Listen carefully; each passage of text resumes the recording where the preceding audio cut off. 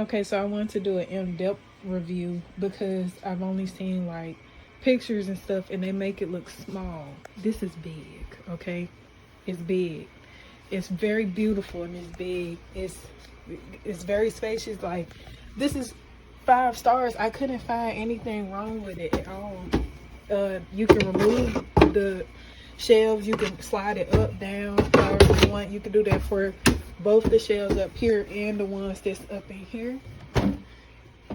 It's very spacious.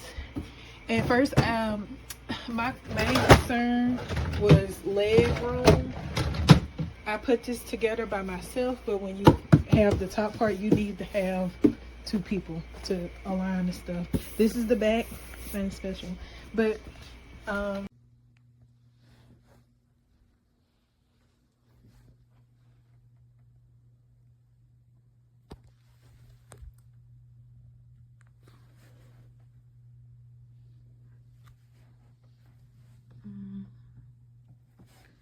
look at that.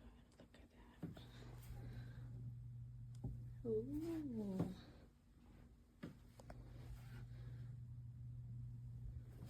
That's the last one. Beautiful. I love it. Love it, love it, love it.